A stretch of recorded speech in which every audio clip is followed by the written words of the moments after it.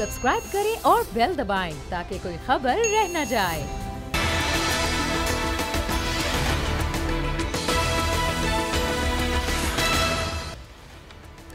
अस्सलाम वालेकुम, मैं हूं फैसल अजीज़ खान और आप देख रहे हैं अब बात होगी। पाकिस्तान में जो हिजान था, एक ऐसी कैफियत थी कि मामला था कि नवाज शरीफ साहब कब लंदन जाएंगे, हुकूमत जाने देगी नहीं देगी, बॉन्ड साइन करेंगे, क्या होगा। एक अजीब सा इन्वायरमेंट था। सारी कौम टीवी के सामने बैठी इंतज़ार कर रहे थे आखिर क्या होगा क्या होगा क्या होगा। और उसके बाद फिर मुस्लिम लीग नून ने फैसला किया कि हम जाते हैं अदालत, और फाइनली अदालत ने हुक्मनामा दे दिया है, रुकावटें हट गई हैं। नवाज शरीफ साहब इलाज के लिए लंदन जा रहे हैं। मंगल को एयर एम्बुलेंस आएगी जिसमें नवाज शरीफ साहब लंदन के लिए रवाना हो जाएंगे। ये एक पाकिस्तान में तारीख रकम हुई है, एक ऐसे शख्स को जो 3 मरतबा वज़ीर आज़म रहा है, जिसको जो मर्ज़ है उसकी तशख़ीस नहीं हो सकी है, अब तक नहीं हो सकी है, और एक मुजरिम, सज़ा भुगतने वाले मुजरिम को हुकूमत ने रोकने की कोशिश की एक बॉन्ड के ज़रिए, लेकिन अदालत ने इजाज़तनामा दे दिया है। क्या अब अगले मरहले के अंदर आसिफ अली ज़रदारी साहब को भी कुछ हक़ हासिल होंगे? क्या वो अपने डॉक्टर्स को मिल सकेंगे? उनके जो ज़ाती डॉक्टर्स हैं उनको रसाई मिल पाएगी? वो जो उनका मुतालबा है पाकिस्तान पीपल्स पार्टी का, वो कराची में ज़ियाउद्दीन हस्पताल के अंदर मुंतकिल हो जाएंगे, वहाँ उनके जो डॉक्टर्स हैं उनका इलाज कर सकेंगे? ये भी एक अब दूसरा सवाल खड़ा हो गया है। नवाज शरीफ साहब को जैसे इजाज़त मिली है उसके बाद आसिफ अली ज़रदारी साहब को मिलेगा ये रुक़ा कि वो कराची आ जाएं। और साथ ही एक बहरान जो था अपोजिशन का शोर मचाने वाला, वो पाकिस्तान से बहरान ख़त्म हो रहा है। हुकूमत के पास एक नई अपॉर्चुनिटी खड़ी हो रही है। हुकूमत के पास मुस्लिम लीग नून लंदन मसरूफ़ हो जाएगी। पाकिस्तान पीपल्स पार्टी को अगर इजाज़त मिल जाती है तो आसिफ अली ज़रदारी साहब कराची के अंदर आ जाएंगे और वहाँ पर उनका सियासत का मामला और दीगर मामला वहाँ से चलेंगे। मौलाना फजलुर रहमान साहब अपना चैप्टर बी प्रोजेक्ट की तरफ ले गए हैं, जहाँ मुल्क के मुख्तलिफ शाहराहों के ऊपर उनके धरने जारी हैं। तो ग्राउंड क्लियर होगा हुकूमत के लिए। ये अलग बात है कि पीटीआई की गवर्नमेंट को एक अजीब किस्म का एक अपने ही लोगों से जो है वो तंज और मजाक सोशल मीडिया पे सुनने को मिल रहा है, जहां उन्होंने वादे किए हुए थे इमरान खान साहब ने कि मैं जब तक जिंदा हूं कोई किसी को एनआरओ नहीं मिलेगा, लेकिन यहाँ पे एनआरओ मिला है, मेडिकल एनआरओ। और ये अपोजिशन जो है वो तो अपने तौर पर मसरूफ़ हो रही है, लेकिन पीटीआई के कारकुन उस तरह से मुतमईन नहीं है इमरान खान साहब से। आज इमरान खान साहब छुट्टी पर हैं और वो कोई सरकारी मीटिंग नहीं कर रहे हैं, वज़ीर आज़म पाकिस्तान छुट्टी पर है, लेकिन इन्वायरमेंट अब है कि अब बॉल जो है वो सारी नज़रें इस बात पर हैं कि मुस्लिम लीग नून क्या कर रही है, लाहौर के अंदर क्या हो रहा है और लंदन में क्या हो रहा है। लाहौर के अंदर हम चलते हैं, हमारे नुमाइंदे, हमारे सीनियर करस्पॉन्डेंट हैं अब्बास नकवी। अब्बास, क्या सूरत हाल है? मुस्लिम लीग नून मिठाइयाँ तकसीम हो गई, कल बहुत खुशी हो गई, सब कुछ हो गया, अब एयर एम्बुलेंस का इंतज़ार है, परसों एयर एम्बुलेंस आएगी, मियाँ साहब तशरीफ ले जाएंगे। क्या इतलात हैं, क्या तैयारियां हैं, कितने बैग तैयार हैं? पिछली बार जब गए थे तो 40 बैग थे, इस दफ़ा बैग कम है, ज़्यादा है, क्या है और कौन कौन साथ जा रहा है? अब्बास,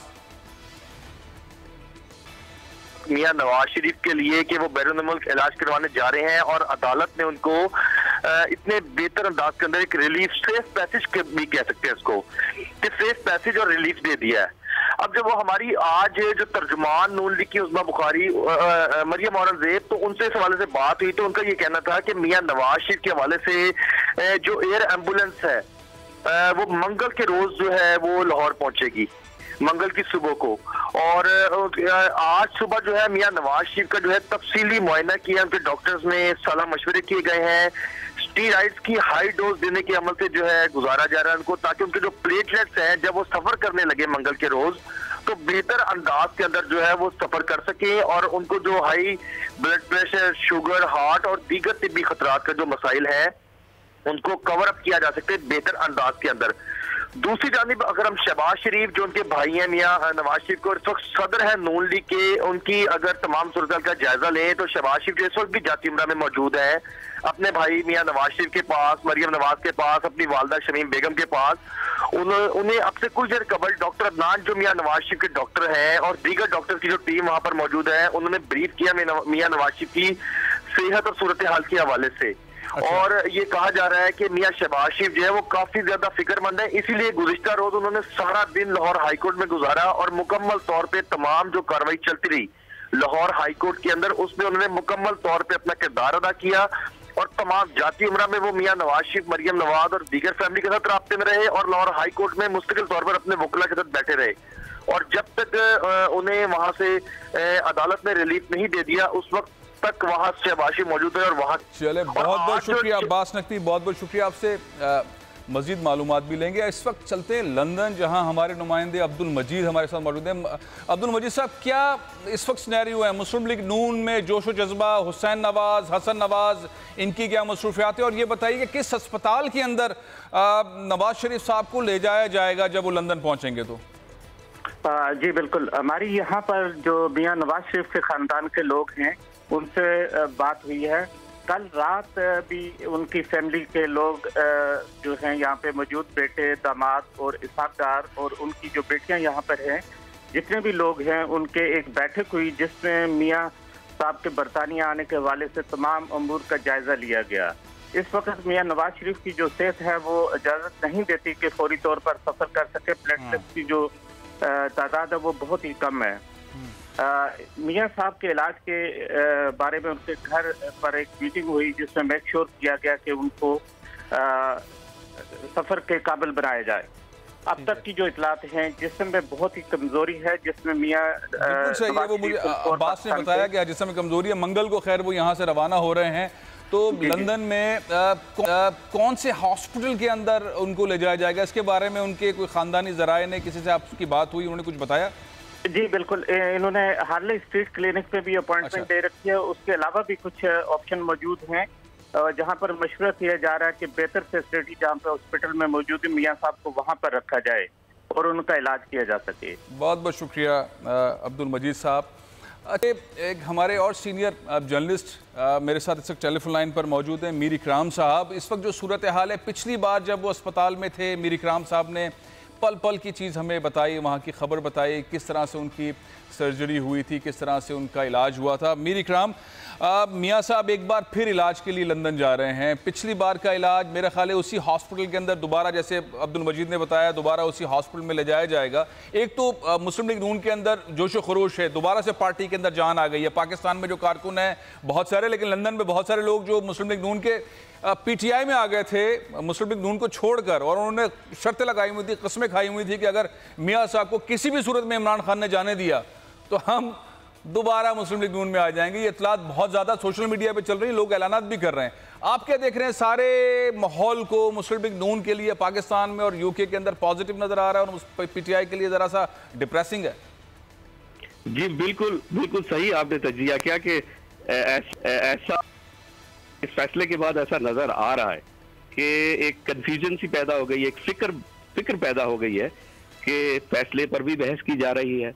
और मियां नवाज शरीफ साहब जो साबिक वजीर आजम है, उनकी जो इलाज या सेहत की खराबी की वजह से जो वो अब वापस आ रहे हैं लंदन, जो और यहाँ पर फिर उसी हॉस्पिटल में आ रहे हैं हार्ले स्ट्रीट क्लिनिक में जी। तो यहाँ पे मौजूद जो मुस्लिम लीग नून वाले कारकुन हो या इसाक डार साहब हो या उनके बेटे हो, और जो मजीद वो लोग जो यहाँ पर पहले उनके साथी थे जो मौजूद हैं, वो सब एक सिर जोड़कर एक नई प्लानिंग में लगे हुए हैं। जहां इलाज का मामला है वो अपनी जगह, लेकिन उसके साथ साथ एक सियासी जो जाविया भी इख्तियार कर रही है मुस्लिम लीग नून की नई जो क़यादत है, खासतौर पे जो शहबाज शरीफ साथ आ रहे हैं, तो वो एक गरम माहौल तो पैदा हो रहा है इस वक्त यहाँ पर गरम माहौल पैदा हो रहा है। जी बिल्कुल, ये सूरत बहुत बहुत शुक्रिया मीर इकराम साहब, आप समात भी हासिल करेंगे। मुस्लिम लीग नून के सीनियर रहनुमा शेख रोहिल असगर साहब मेरे साथ मौजूद हैं। सूरत हाल मुस्लिम लीग नून के फेवर में आई है, पॉलिटिकली भी आई है, लोगों की दुआएं जो थी वो कबूल हुई हैं। कल रिक्वेस्ट भी की थी, एक क्लिप जारी किया था शहबाज शरीफ साहब ने, कौम दुआ करे, और अदालती फैसले से पहले, और अल्लाह ताला ने वो दुआएं कबूल फरमाई। आपको बहुत बहुत मुबारक हो शेख रोहिल असगर साहब। अल्लाह ताला ने एक मौका दिया है, इज़्ज़त से मौका दिया है कि नवाज शरीफ साहब को इलाज की वो तमाम सहूलियात जो हैं वो मुहैया हों। आप क्या देख रहे हैं, कब मियां साहब को तशरीफ़ ले जाया जाएगा लंदन में, और मुस्लिम लीग नून के अंदर इस वक्त क्या हो रहा है? अच्छा, मैं आपका बड़ा एहसानमंद हूँ।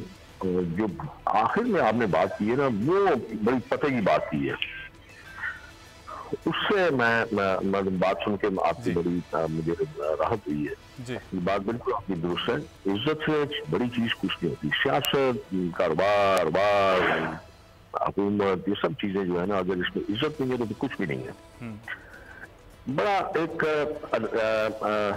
मैं ये कहूँगा कि बड़ा अनमोल मौका था, लेकिन मौका उनके लिए था जिनकी कुछ सियासी समझबूझ होती है, जिनमें अक्ल शऊर होता है। ये बेहतरीन एक मौका था जिसमें आप मेरी बात को आज मेरे ख्याल में शायद बड़े नरम लहजे में बात करता, बड़े तहजीब और तमीज के लहजे में बात करते, क्योंकि मैं अंडर ऑब्लिगेशन होता। सियासी हुकूमत थी जिसको आप ये कहते हैं कि आप डेमोक्रेटिक जमहूरी हुकूमत हैं, आप जमहूरी लोग हैं, आप सियासी लोग हैं। ये सियासी फैसला तो नहीं था। चाहिए तो ये था कि जब आपने हर एंगल से, हर पहलू से ये जांच लिया कि मियां साहब की जो तबीयत है वो इंतहाई इस वक्त बुरी है और बड़े नाजुक मामले में है, ये आपने जांच लिया, अपने डॉक्टरों को भेज के जांच लिया, हुकूमत पंजाब के सीनियर डॉक्टर्स को भेज के जांच लिया, रिपोर्टों से जांच लिया, अदलिया ने सब कुछ देख लिया।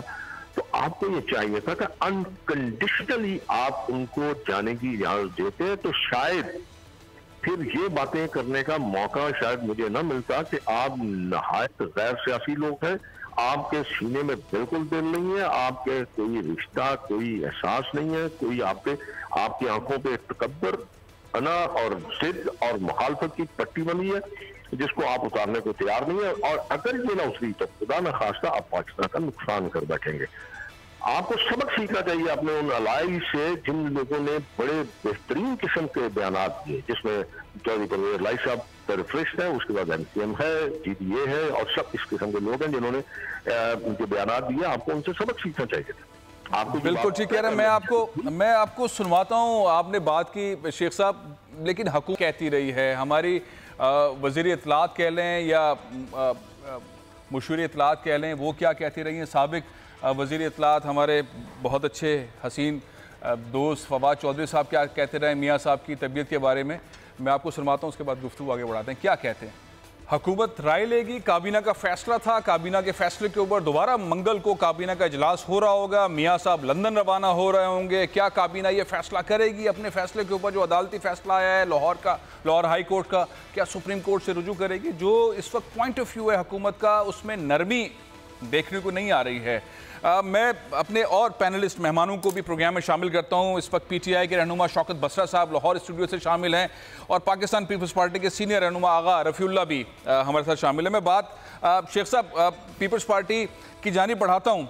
आगा साहब, अब ये बात उठ रही है, मैंने अपने इंटरव्यू के अंदर भी कहा कि सोशल मीडिया पर चल रही है, हम लोग कह रहे हैं कि जब मियाँ साहब लंदन जा सकते हैं तो आसिफ अली जरदारी साहब की तबीयत बहुत ख़राब है, वो एक खुददार इंसान है, उनको उनके डॉक्टर्स तक रसाई मिलनी चाहिए, उनके जो मौलजीन हैं जिनसे वो पहले इलाज करवाते रहे उनको रसाई मिलनी चाहिए। ना सिर्फ रसाई मिलनी चाहिए बल्कि उन्हें कराची मुंतकिल किया जाना चाहिए। केस कराची का है, मामला कराची के हैं, हुकूमत इस्लामाबाद में पिंडी में क्यों चला रही है? लेकर आए कराची ज़ियाउद्दीन अस्पताल में उनके डॉक्टर्स के साथ इलाज और केस वेस भी चलाते रहें। आप इस मुतालबे को, इस सारी सूरत हाल को कितना जल्द पूरा होते हुए देख रहे हैं?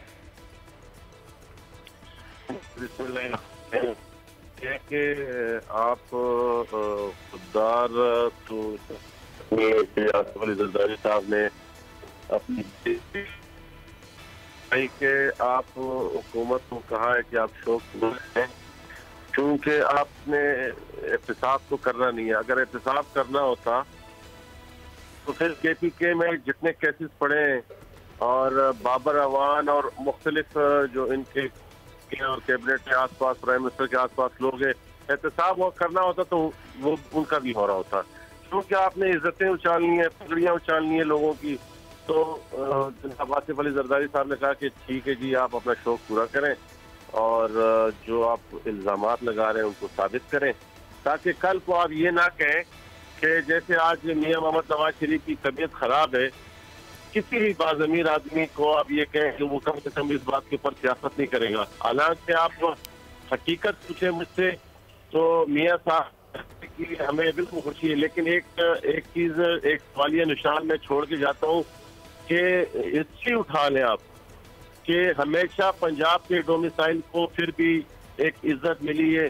सिंध का सिंधी होना इस मुल्क में एक खास तौर से इस्लामाबाद और पिंडी वालों के लिए एक ताना है, एक गाली है, और हमेशा हमारे साथ ये सलूक किया जाता है। और आज भी आप देख लें और आगे भी आप देख रहे हैं कि जो जुल्म ये हो सकता है ये हमारे साथ कर रहे हैं, चाहे वो सूबाई हुकूमत में आप आके देखें अंदर की बातें। आप इस टाइम क्या मतलब बात ये कि ज्यादा बात करूंगा बहुत आगे तक निकल जाएगी, तो इसलिए हमें सबसे पहले इस मुल्क में पाकिस्तान से प्यार है। इस पाकिस्तान के लिए हमेशा सिंध ने कुर्बानियां दी हैं और देते रहेंगे। लेकिन मैं आपको हकीकत बताऊं कि जिस तरफ इस मुल्क को लेके जाया जा रहा है, जिस तरफ आप तमाम सूबों को अलग-अलग रुख की तरफ लेके जा रहे हैं, जिस तरीके से आप वफाक को कमजोर कर रहे हैं, क्योंकि जब आप ऑर्गेनाइजेशन, आप जब पार्टियों को वीक करते हैं, जब आप पार्टियों को दीवारों के साथ लगाते हैं, जब आप उनको जाके उनके मोहल्लों गलियों में उनको जाके उनको ब्लॉक करने की कोशिश करते हैं, तो आप हमेशा देखिएगा कि फिर उस टाइम वफाक कमजोर होता है। आज जो भी ये खेल खेला जा रहा है इससे मुल्क को नुकसान दे रहे हैं। ये नालायक लोग समझ नहीं रहे हैं कि ये कितने खतरनाक किस्म के मामलात को लेके चल रहे हैं, जिससे मैं समझता हूँ कि इदारे भी कमजोर होंगे और पाकिस्तान भी कमजोर होगा। आगा साहब, मेरा सवाल की तरफ आ जाइए। मैंने पूछा था कि आपको कितना जल्द ये तवक्को है कि इस फैसले पर या इस मुतालबे पर अमल दरामद हो जाएगा कि आसिफ जरदारी साहब कराची मुंतकिल हो जाएंगे, उनका इलाज उन्हीं के डॉक्टर्स के जरिए होगा। आपको नजर आ रहा है करीब मुस्तकबिल करीब में कुछ ऐसा? मुझे नहीं नजर आ रहा है। अगर आसिफ अली जरदारी साहब का डोमिसाइल चेंज करें हम तो शायद कुछ फर्क पड़ जाए। डोमिसाइल चेंज करें। आप मेरे साथ टेलीफोन लाइन पर रहिएगा। बसरा साहब, मैंने आपको सुनवाया सूरत हाल क्या है, लंदन में क्या होने वाला है, लाहौर में क्या हो रहा है, तैयारियां कैसी हैं। आपने गुफ्तगू सुनी हमारे अजीज़ दोस्त शेख रोहिल असगर साहब की, आपने आगा रफ़ीउल्लाह साहब जो हमारे भाई उनकी गुफ्तगू भी सुनी। ये पीटीआई की हुकूमत जो है वो बड़े दबाव के अंदर फील हो रही है। वज़ीर आज़म छुट्टी पर चले गए हैं, छुट्टी पर हैं, कोई मीटिंग नहीं कर रहे हैं। जो सूरत हाल है उसके अंदर एनआरओ मिल गया, बल्कि मेडिकल एनआरओ मिल गया है, तशरीफ ले जा रहे हैं नवाज शरीफ साहब। कोई बात भी कर ले, लेकिन इमरान खान साहब के जो दावे थे कि नहीं जाने दूंगा और ऐसा होगा वैसा होगा, वो तशरीफ ले जा रहे हैं। और जरदारी साहब से मुतालिब भी मुतालबात बढ़ रहे हैं कि उनको भी इंसाफ मिलना चाहिए, उनको हेल्थ के हिसाब से जो उनकी ज़रूरियात है वो पूरी मिलनी चाहिए। ये जो दबाव है ये कितना पीटीआई को मुतासिर कर रहा है? फैसल भाई, सबसे पहले तो अल्लाह से दुआ है कि जो भी बीमार है अल्लाह ताला उसको सेहत दे, शिफा दे। मियाँ साहब हों, जरदारी साहब हों, कोई भी हो, मैं समझता हूँ सेहत के ऊपर सियासत किसी को भी नहीं करनी चाहिए। लेकिन बदकिस्मती ये है कि हमारा माजी भी यह रहा है कि हम लाशों पर सियासत करने से बाज नहीं आते हैं। आप देख लीजिए कि हुकूमत में होते हुए मैं समझता हूँ जितना फैसिलिटेट मौजूदा हुकूमत ने इन दो कैदियों के हवाले से किया है पाकिस्तान में, इसकी नज़ीर नहीं मिलती है। 5 मेडिकल बोर्ड बनाए गए, उनके पसंद के डॉक्टर का कराची से बाहर आने पड़े, वो आए। और अभी आपने कहा मेडिकल एनआरओ, आप खुद देख लीजिए कि आप जैसा एंकर भी कहे कि एनआरओ हुआ है और मेडिकल एनआरओ हुआ है और लोग भी ये कहे, तो मुझे बताइए हुकूमत क्या कहेगी। हुकूमत ने तो पहले दिन से बड़ा आइनी और कानूनी स्टांस रखा हुआ था। और हमारे फैसले में और कोर्ट के फैसले में फ़र्क क्या है? हमने भी यही कहा था कि आप, और सबसे पहले नाम हमने निकाला था फैसल भाई कि आप बिल्कुल जाइए, आपकी सेहत के इश्यूज हैं, लेकिन एक आपका केस पेंडिंग है जिसमें अदालत ने आपको सजा दी है, आप इंडेमनिटी बॉन्ड दे दें। उन्होंने कहा हमने नहीं देना, उन्होंने कोर्ट में चैलेंज कर दिया। तो क्या हुआ? तो कोर्ट में भी तो उन्होंने एफिडेविट दे दिया। तो मुझे बताइए कि कोर्ट के, और हम कोर्ट्स के फैसले को हमेशा वेलकम करते हैं, आज़ाद इदारे हैं हमारे, हम वो तो नहीं है कि अगर हक में फैसला आ जाए तो हक और सच की फतह होती है। अगर हक में फैसला ना हो तो 5 सामने कोर्ट में अपने आप को गिरवी रख दिया है, वो पेपर साइन करके अपने आप को गिरवी रख दिया, खुदा ना खास्ता अगर वो। यही तो मैं कह रहा हूँ जी फैसल भाई, यही तो मैं कह रहा हूँ, आप अंदाजा कीजिए ना। और मैं अफसोस मुझे इस बात पे है, बात सुना जा रहा है कि मियाँ साहब डेथ बेड पे है, मियाँ साहब जिंदगी और मौत की कश्मकश में है, यहाँ पे ढोल बजाए जा रहे हैं, मिठाइयाँ तकसीम की जा रही हैं। अभी मैं गुफ्तगू सुन रहा था अपने दोस्तों की, वो भी उसको सियासत का एंगल दे रहे हैं।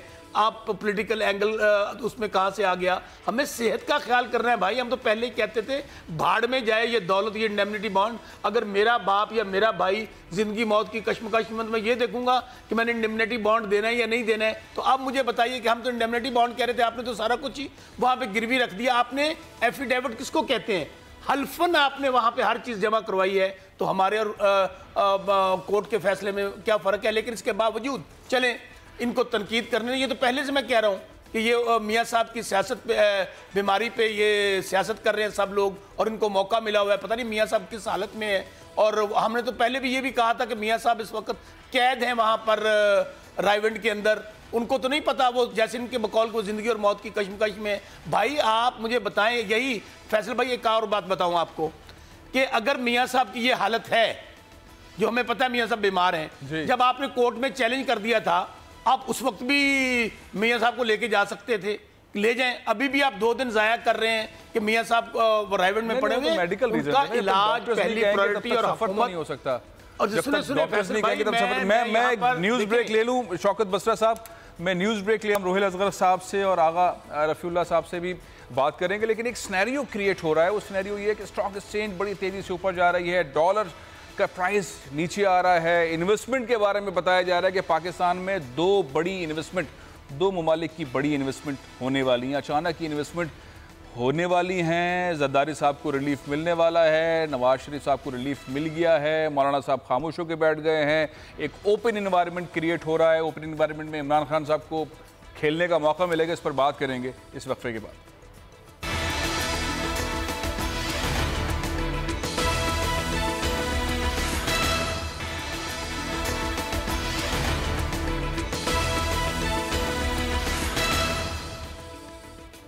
Welcome back. कहा यह जा रहा है कि हुकूमत के लिए एक अच्छा ग्राउंड आने वाला है। वो ग्राउंड ये है कि नवाज शरीफ साहब 4 हफ्तों के लिए इलाज की गर्ज से लंदन जा रहे हैं मंगल को, और जब अस्पताल पहुंचेंगे तब से 4 हफ्तों का वक्त शुरू होगा। ये भी कहा जा रहा है कि जरदारी साहब को रिलीफ मिलेगा, जरदारी साहब अपने डॉक्टर्स के ज़रिए इलाज करवाएंगे। कराची में ज़ियाउद्दीन हॉस्पिटल में उनके लिए कमरे तैयार हैं।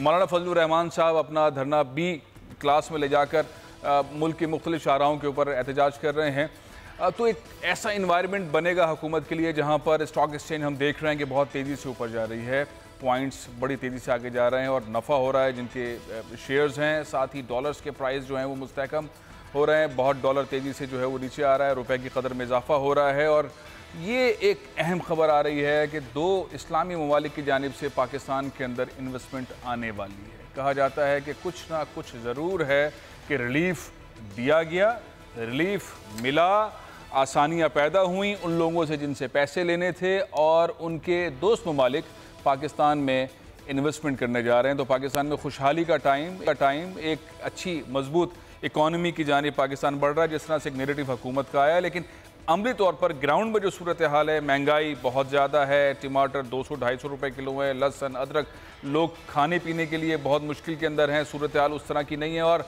ज़िम्मेदारी आयद कर दी जाती है सूबाई हुकूमतों के ऊपर।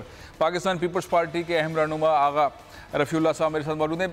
आगा साहब, ये जो एक नैरेटिव मैंने आपको बताया कि मुल्क में एक ऐसा माहौल पैदा हो रहा है जिससे पाकिस्तान में खुशहाली आएगी, इन्वेस्टमेंट आएगी, CPEC तेज़ी से आगे जाएगा, गवादर के अंदर डेवलपमेंट हो रही हैं, बहुत सारी ऐसी इन्वेस्टमेंट आ रही हैं, सऊदीज़ इन्वेस्टमेंट आ रही है, कतरी इन्वेस्टमेंट आ रही है।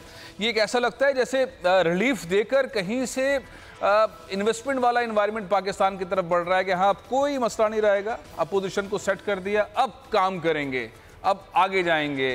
आपको लगता है ऐसा?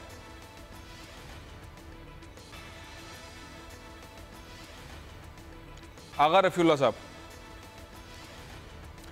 लाइन ड्रॉप हो गई। शौकत बसरा साहब, यही सवाल मैं आपकी तरफ लेकर आता हूँ। एक ऐसा परसेप्शन, एक ऐसा इन्वायरमेंट बन गया है जिससे लगता है कि पाकिस्तान के मसाइल हल होने वाले हैं। इमरान खान बार बार कह रहे हैं इकॉनमी सही सिमत जा रही है, इन्वेस्टमेंट आएगी, लेकिन लोग कुछ जोड़ रहे हैं कि ये सिलसिला इसलिए भी है कि रिलीफ दिया गया है, ग्राउंड खाली है, इन्वेस्टमेंट आएगी, करतारपुर चल पड़ा, हिंदुस्तान से बड़ी तादाद के अंदर लोग आ रहे हैं, सारी दुनिया से सिख आ रहे हैं, एक रिलीजियस टूरिज्म का इन्वायरमेंट है, बहुत सारे ऐसे काम होने वाले हैं। क्या ऐसी हैं खबरें आपके पास? नहीं फैसल भाई, मैं सिर्फ पहले एक फिक्रा कह दूं, प्योरली ह्यूमैनिटेरियन ग्राउंड के ऊपर ये फैसला लिया गया है। आपको याद होगा कि जब हुकूमत की तरफ ये कहा जा रहा था, अपोजिशन की तरफ से, पूरे मीडिया की तरफ से, देखें जी मियाँ साहब को बाहर जाने नहीं दिया जा रहा, जब हमने इजाज़त दे दी और साथ ये कहा कि इंडेमनिटी बॉन्ड दे दें, फिर इस पे क्रिटिसिज्म शुरू हो गया कि गया बॉन्ड क्यों बसरा साहब, अब दुआ करें उनको सेहत मिले। जो पॉइंट मैंने बोला है उसका बताएं। ग्राउंड खाली है, ग्राउंड खाली है। इमरान खान परफॉर्म करेंगे, लोगों की तवक्कुआत बहुत ज्यादा हैं, महंगाई कम करेंगे, रोजगार के मौके पैदा करेंगे, 1 करोड़ नौकरियां देंगे, 50 लाख घर बनाएंगे। अब तो मसला खत्म ना, अब तो काम करेंगे नहीं करेंगे।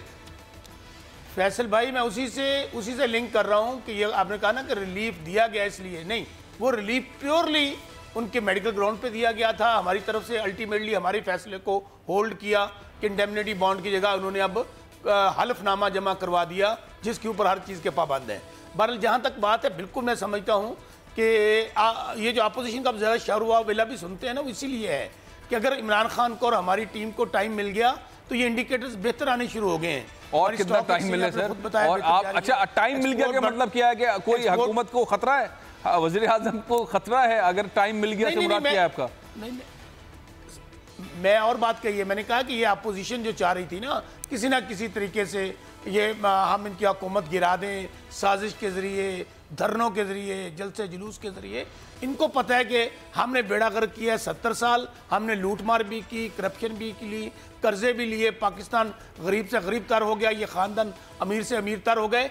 अब चूंकि हमें तो आए हुए 14 महीने हुए थे, हमें तो खजाना खाली मिला था, हर महकमा डूबा हुआ था, यहाँ पर 32,000 अरब के कर्जे थे। मेरी गुजारिश बसरा साहब ये है कि अब तो वज़ीर आज़म कह रहे हैं मईशत सही ट्रैक पर आ गई है। अब वो बार बार ये कह रहे हैं, 2-3 दिन से ये चल रहे, पूरी हुकूमत कह रही है मईशत बेहतरी की तरफ आ गई। छोड़े पिछली हुकूमतों ने क्या किया, अब काम करेंगे।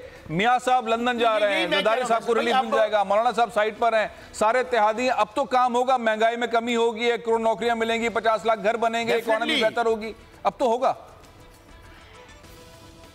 डेफिनेटली। अगर आप सियासी इस्तेहकाम हो तो मुआशी इस्तेहकाम आता है। पहले जाहिर है कि ये चीज़ें जो चल रही थी उससे काफ़ी एक इन्वेस्टर घबराता है, अनसर्टेनिटी की सिचुएशन होती है, गैर यकीनी। बसरा साहब, मैं आपकी तरफ दोबारा आता हूँ। डॉक्टर अशफाक हसन साहब हमारे साथ सीनियर इकोनॉमिस्ट हैं, वो हमारे साथ शामिल हैं प्रोग्राम में। लेकिन मैं चाहूँगा कि थोड़ा सा आगा रफ़ीउल्लाह साहब, आपकी लाइन ड्रॉप हो गई थी। मैं चाह रहा था कि ग्राउंड बहुत क्लियर है, जो दावे थे पीटीआई हुकूमत के अब वो पूरे होते दिखाई दे रहे हैं आपको। महंगाई में कमी होगी, 1 करोड़ घर बनेंगे, 50 लाख घर बने, 1 करोड़ लोगों को नौकरियां मिलेगी, मईशत बेहतर होगी, और ये सब कुछ जो नारा था पीटीआई का, आपको नजर आ रहा है कि अब ग्राउंड क्लियर है तो अब वो काम कर सकेंगे? देखो, बात ये है कि अल्लाह करे ये जो आप कह रहे हैं इस तरीके से अल्लाह करे हो जाए, क्योंकि ये इन नालायकों से कुछ नहीं होना।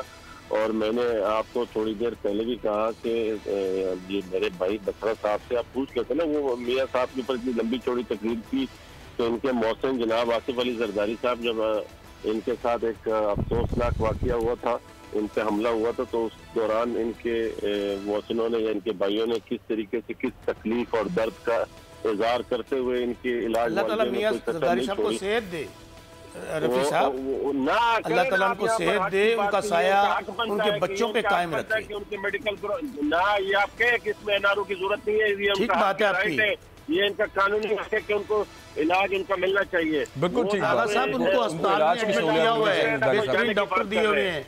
आप और भी जो फैसिलिटी चाहते हैं आप एप्लीकेशन दें, हम उस पर भी अमल करेंगे। अभी भी उनको बेहतरीन फैसिलिटीज मिल रही हैं। आप इसके अलावा भी कुछ चाहते हैं?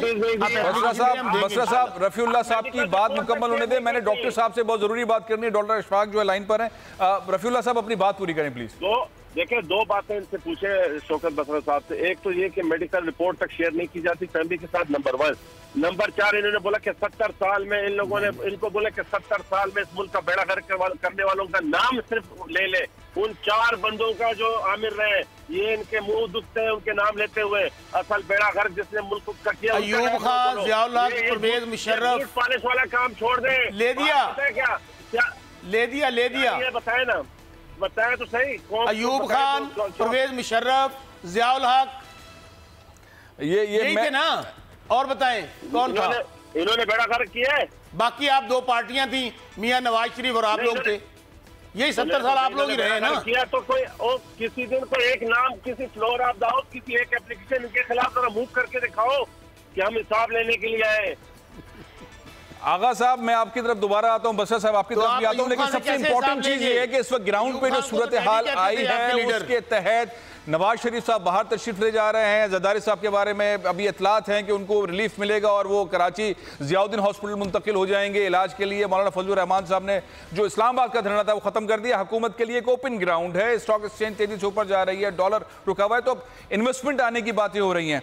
मैं पाकिस्तान के सफ़े अव्वल के जो मईशतदान है डॉक्टर अशफाक हसन साहब से पूछता हूँ, जो हमारे साथ टेलीफोन लाइन पर मौजूद है। डॉक्टर साहब, अब सियासी बहरान ख़त्म हो रहा है, इमरान खान कह रहे हैं कि पाकिस्तान की मईशत सही ट्रैक पर आ गई है। आपको नजर आ रहा है मुल्क के अंदर बहरान खत्म हो रहे हैं? इमरान खान साहब ने जो वादे किए थे, जो उनके इलेक्शन से पहले के दावे थे, और एक 14 महीने जो उन्होंने गुजारे कि हम एक वक्त आएगा, और अब वो कहते हैं वक्त आ गया। आपको नजर आ रहा है कि पाकिस्तान में मईशत बेहतरी होगी, महंगाई कम होगी, लोगों को रिलीफ मिलेगा? देखिए, ये लगता है कि आप तंजिया ये सवाल कर रहे हैं।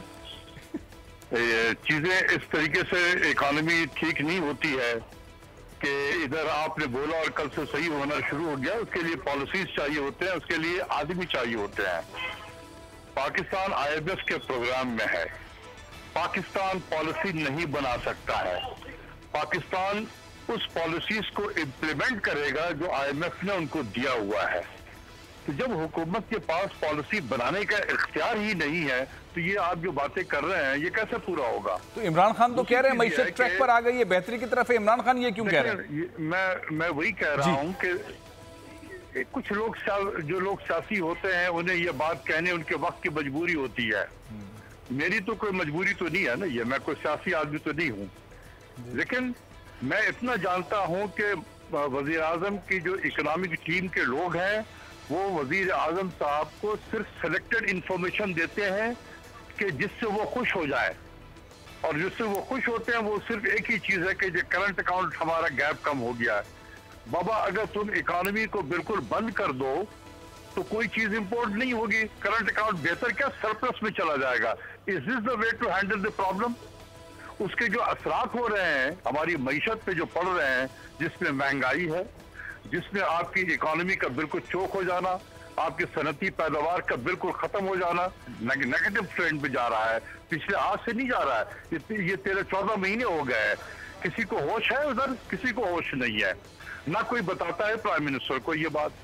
हमारा इसलिए जब चूंकि इंडस्ट्री के प्रोडक्शन गिर रही है तो हमारा एक्सपोर्ट भी उसी हिसाब से नहीं बढ़ रहा, हमारा रेमिटेंस नहीं आ रहा है। ये कैसे हो सकता है कि जो वजीर आजम इतने ज्यादा ओवरसीज पाकिस्तानी की बात करता है, मेरे ख्याल है पाकिस्तान की तारीख में किसी वजीर आजम ने इतनी ओवरसीज पाकिस्तानियों के लिए बात नहीं की जितना ये मौजूदा प्राइम मिनिस्टर कर रहे हैं। लेकिन वो रेमिटेंस गिर रहा है। किसी ने बताया ये फॉरेन डायरेक्ट इन्वेस्टमेंट जो है वो ऐसा नहीं आता। जब मुल्क का माहौल ठीक होगा तो फिर फॉरेन इन्वेस्टमेंट भी आते हैं, इसलिए वो उसका भी नेगेटिव ट्रेंड है। ये किसी ने बताया प्राइम मिनिस्टर को? नहीं बताते हैं। तो ये मैं बार बार ये कह रहा हूँ कि प्राइम मिनिस्टर की जो इकोनॉमिक टीम है उनको मिसगाइड कर रही है, उसको सिलेक्टेड इंफॉर्मेशन देती है ताकि इससे खुश हो जाए और उनकी नौकरी पक्की रहे। अच्छा डॉक्टर साहब, अब एक चीज बताइए, अगर इन्वेस्टमेंट पाकिस्तान में आती है, अगर एक इन्वेस्टमेंट का माहौल पाकिस्तान में बनता है कतर से, सऊदी अरब से, चीन से, जिसके इशारे मिल रहे हैं, तो पाकिस्तान में इन्वेस्टमेंट से फिर पाकिस्तान की मईशत को सहारा मिलेगा। वर्ल्ड बैंक का प्रोग्राम अलग, लेकिन अगर बाहर से पैसा आना शुरू हो जाए, वो चीज़ें बेहतर होना शुरू हो जाए, तो फिर तो चांसेस हैं इस तरह के। देखिए, इसके लिए तो मैं बार बार कह रहा हूं कि मुल्क में एनवायरनमेंट होनी चाहिए, मुल्क में पॉलिसीज होनी चाहिए। मैं इससे पहले भी कह चुका हूं कि जो हमारे ईज ऑफ डूइंग बिजनेस है उसमें पाकिस्तान में काफी इम्प्रूवमेंट हुई है। 28 जो है दर्जा हमने इम्प्रूवमेंट हासिल की है, ये बहुत अच्छी चीज है। लेकिन ये एक एलिमेंट होता है किसी को बाहर से अट्रैक्ट करने के लिए इन्वेस्टर्स को। इन्वेस्टर आएगा पॉलिसीज की वजह से, पॉलिसीज की इम्प्लीमेंटेशन की वजह से। आपने देखा नहीं कि हमारे जो बड़े सीनियर जो इंडस्ट्रियलिस्ट है वो क्या कहते हैं कि एक तो पॉलिसी बनने में बहुत देर लगता है, जो पॉलिसी बन जाए तो उसकी इम्प्लीमेंटेशन में बहुत देर लगता है, और इम्प्लीमेंटेशन भी हाफ हार्टेड होती है। उसके बाद उसके मसाइल क्रिएट होते हैं, जो मसाइल को एड्रेस करने की बात की जाए इतना लंबा प्रोसेस है वो। बहुत बहुत शुक्रिया डॉक्टर साहब, बहुत बहुत शुक्रिया। प्रोग्राम का वक्त खत्म हो रहा है। आपने जो एक इन्वायरमेंट नजर आ रहा था, जिस परसेप्शन की बात कर रहे थे, और डॉक्टर साहब ने कहा कि तंजिया सवाल है, माहौल ये है कि जब अपोजिशन खामोश हो जाए, उसको रिलीफ मिल जाए, तो ग्राउंड क्लियर होता है हुकूमत को परफॉर्म करने के लिए। पाकिस्तान के अंदर इन्वायरमेंट पॉजिटिविटी दिखा रहा है। इमरान खान साहब बार बार ये बात कह रहे हैं। मैं कंक्लूडिंग रिमार्क्स चाहूँगा आगा साहब, अगर इन्वायरमेंट सब कुछ अच्छा हो जाए, अपोजिशन भी बिजी हो जाए और कुछ करने के लिए मसाइल ना हो हुकूमत के पास, कोई ना बोले और हुकूमत को परफॉर्म करना हो और डॉक्टर साहब की बात को सामने रखे, तो मेरा ख्याल है कि बहुत मुश्किल है तब भी इमरान खान की गवर्नमेंट के लिए कुछ करना। देखें, ये वो बच्चा है जिसको जिसको पाँव पे चलना सिखाना भी है, जिसको खाना खिलाना भी सिखाना है, खाना ला के भी देना है।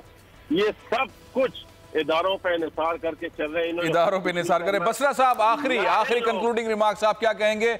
मईशत की बेहतरी, महंगाई में कमी, जो वादे थे पीटीआई गवर्नमेंट पूरा कर सकेगी कि नहीं? बिल्कुल, इंशाल्लाह पूरी भरपूर कोशिश करेंगे, क्योंकि हम हुकूमत हैं। इकानमी हमारे लिए बहुत बड़ा चैलेंज है, क्योंकि जो खिलवाड़ हुआ है 70 साल, उसको हम अगर बेहतर नहीं करेंगे तो 70 साल खिलवाड़ हुआ है। प्रोग्राम का वक्त यहाँ ख़त्म हो रहा है। मैं आपका शुक्रिया अदा करूँगा शौकत बसरा साहब, शेख रोहिल असगर साहब, आगा रफ़ीउल्लाह साहब। पाकिस्तान में एक ऐसा इन्वायरमेंट है कि वज़ीर आज़म छुट्टी पर हैं आज। साबिक वज़ीर आज़म जो मुजरिम है वो लंदन तशरीफ़ ले जा रहे हैं। साबिक सदर, उनके बारे में कहा जा रहा है वो कराची आ रहे हैं, ज़ियाउद्दीन अस्पताल में इलाज करवाएंगे। मौलाना फजलुर रहमान साहब रिलैक्स कर रहे हैं। कोई अपोजिशन का ऐसा कोई दबाव हुकूमत पे नहीं है। हुकूमत के सामने वो तमाम नारे, वो तमाम वादे, वो तमाम चीज़ें इमरान खान के सामने कि मैं किसी को बाहर जाने नहीं दूंगा जब तक मैं ज़िंदा हूँ। मैंने 1 करोड़ नौकरियाँ देनी हैं, 50 लाख घर बनाने हैं, निचले तबके को ऊपर लेकर आना है, पाकिस्तान का तशक्कुस, पाकिस्तान की पॉजिटिविटी दिखानी है। बहुत बड़े बड़े नारे हैं।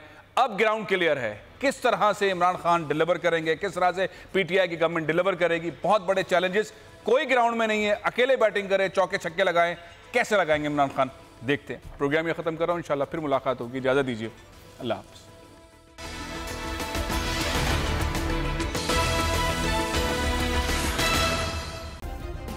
सब्सक्राइब करें और बेल दबाएं ताकि कोई खबर रह न जाए।